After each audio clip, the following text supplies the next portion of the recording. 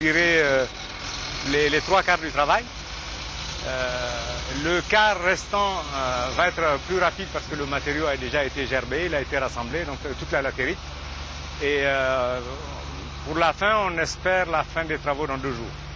Aujourd'hui, on aura pratiquement fini et demain, ça va être les finitions. Peut-être dans le 3e jour, ce sera du nettoyage. En ce qui concerne la sécurité, l'hébergement, la restauration et le site devant abriter l'événement, les autorités départementales et communales s'activent intensément pour permettre aux festivaliers de compétir dans les conditions les meilleures. Par rapport aux dispositions en matière d'hébergement, tout comme en matière de restauration, je peux vous dire que, en tout cas, nous sommes à pied d'œuvre. Nos commissions sont à pied d'œuvre pour pouvoir satisfaire tous ceux qui vont faire des déplacements différents. Nous avons pris toutes les dispositions requises en la matière. Nous espérons que nous allons donner la satisfaction qu'il faut à tous nos invités, à tous ceux qui vont faire des déplacements différents. Iférouane vraiment a retrouvé son calme. Iférouane est vivable et la preuve, vous voyez ce qu'on est en train de faire. Et là, c'est un appel à tout le monde pour venir vraiment. La paix est là à Iférouane, la paix est là dans l'Aïr en général. Le festival de l'Aïr est prévu du 21 au 24 février prochain. Environ 3000 personnes sont attendues ici même au pied du mont Tamga que vous apercevez derrière moi. Un conseil pour les invités, n'oubliez pas vos couvertures et vos vêtements chauds car la nuit à Iférouane, le thermomètre peut descendre jusqu'à moins de 0 degré.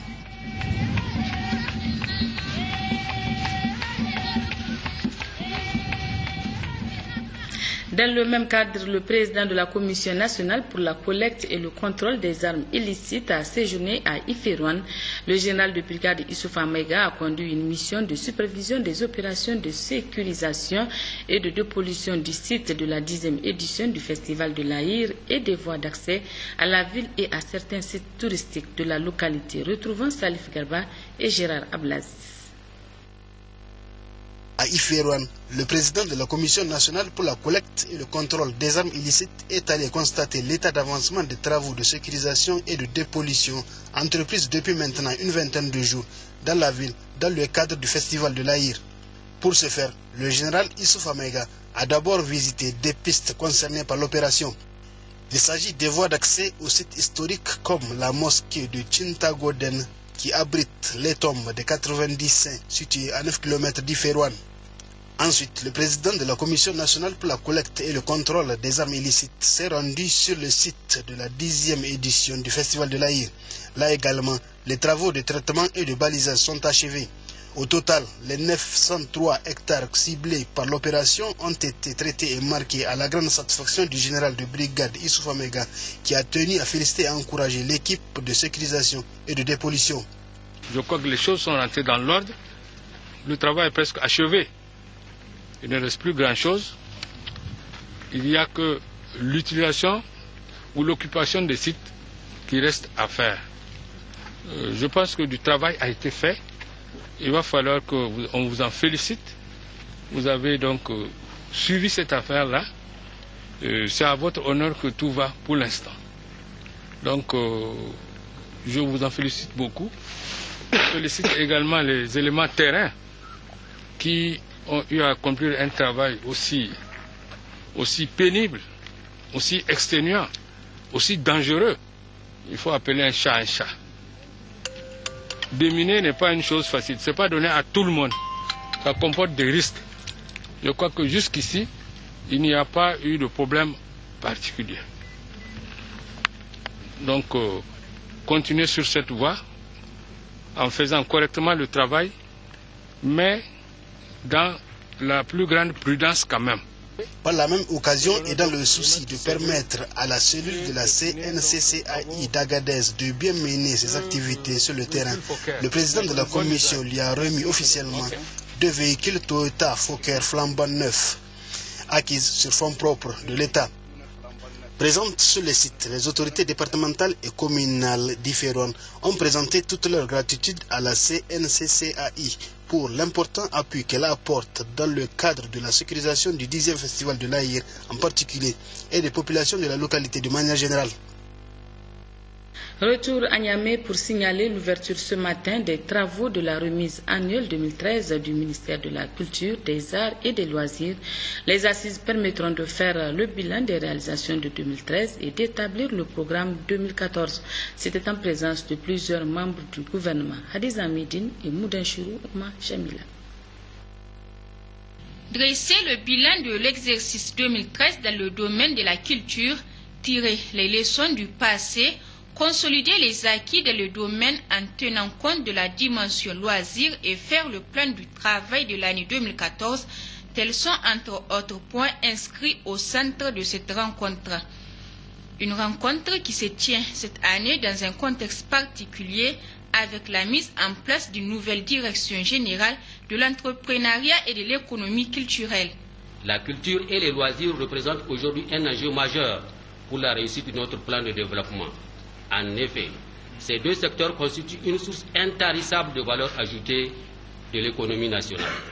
Au Niger, au nombre de dispositifs institutionnels pour atteindre les résultats escomptés, figure en bonne place l'architecture de notre département ministériel qui désormais prend en compte des dimensions entrepreneuriales et économiques de la culture. Faut-il le rappeler, au titre du PDES, le secteur culturel est pris en compte à travers deux programmes, à savoir amélioration des conditions de développement culturel, valorisation du patrimoine culturel. Ainsi, plusieurs actions ont été exécutées dans divers domaines au cours de l'année 2013, au nombre desquelles le renforcement des capacités des acteurs culturels, la redynamisation de la coopération, la réhabilitation des infrastructures culturelles, l'appui aux entreprises et industries culturelles. C'est assurément avec réel sentiment de satisfaction et de fierté que je fais une mention spéciale pour l'inscription par l'UNESCO du Centre historique d'Agadez au patrimoine mondial de l'humanité. J'ai saisi ce moment solennel pour exprimer ma profonde gratitude à l'ensemble des partenaires techniques et financiers au rang desquels la coopération française, la coopération espagnole, la coopération turque, l'UNESCO, l'OIF pour les appuis multiples et multiformes qu'ils ne cessent d'apporter au secteur culturel nigérien. Au terme des 72 heures d'échange qui durera cette revue annuelle du ministère de la Culture, des Arts et des Loisirs, les participants vont formuler une planification objective des interventions au titre de l'année 2014. La ministre de la Population, de la Promotion de la Femme et de la Protection de l'Enfant, Dr Maikibi Kadiyat Dandobi, s'est rendue ce matin au niveau de 3 centres de prise en charge des enfants en situation de vulnérabilité dans la ville de Niamey. Dénommés services éducatifs, judiciaires et préventifs, ils jouent un rôle important dans l'insertion sociale des enfants. La délégation ministérielle y était pour s'enquérir de leur situation. Compte rendu Joari Isiaka et Sani Issouf.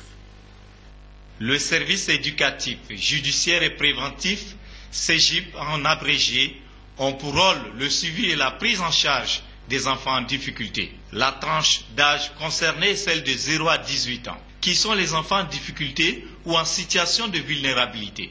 Ce sont des enfants qui sont dans une situation sociale ou environnementale qui peut ou compromettre leur avenir. En exemple, les enfants de la rue et dans la rue, les mineurs incarcérés, les enfants dont les géniteurs ne vivent plus ou divorcés, etc.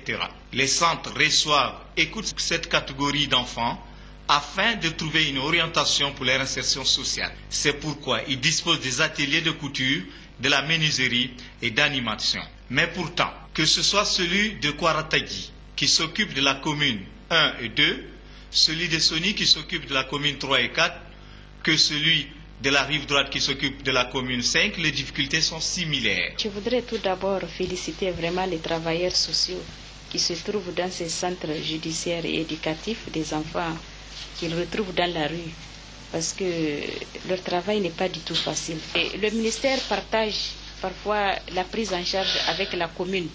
Et nous avons les 2 premiers centres que nous avons vus, il n'y avait pas d'eau ni électricité. Alors que c'est dans ces centres-là que ces enfants profitent pour se laver et faire de la lessive.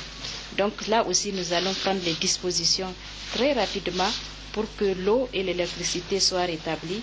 Et nous allons, avec tout ce qui nous a été remonté comme difficulté, aider pour un meilleur fonctionnement et surtout une meilleure couverture des centres par rapport aux enfants dans la rue. En activité depuis 2006, le Niger compte aujourd'hui 34 centres dans les 8 régions. Au niveau régional, ils sont répartis dans les villes et départements.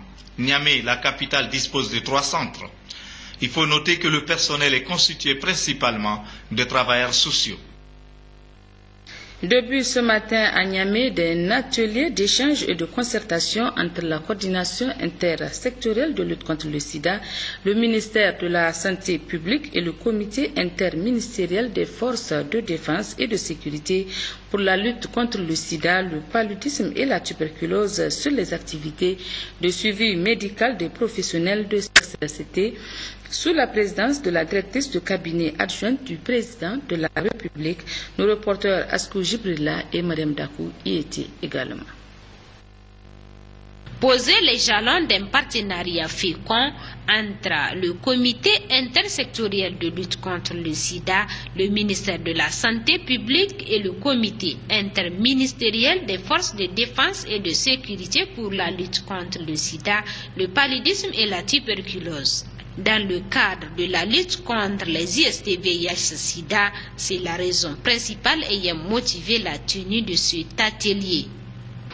Comme vous le savez, les services de maintien de l'ordre et de sécurité organisent, dans le cadre normal de leurs activités, des contrôles périodiques auprès des femmes libres pour la vérification du carnet de santé ou le suivi médical contre les infections sexuellement transmissibles.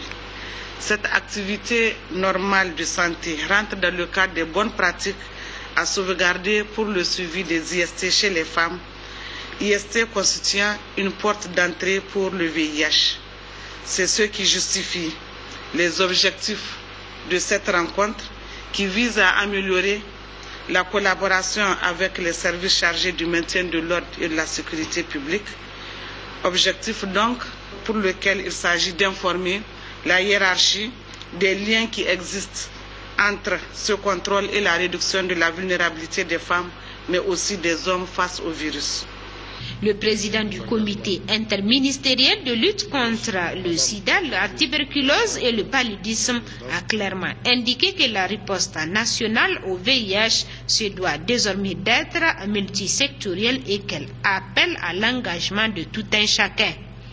Ces actions nécessitent des interventions dans le cadre de l'amélioration du suivi médical des professionnels du sexe et une collaboration entre les CISLS, le ministère de la Santé publique et les services de maintien de l'ordre et de sécurité s'avère nécessaire.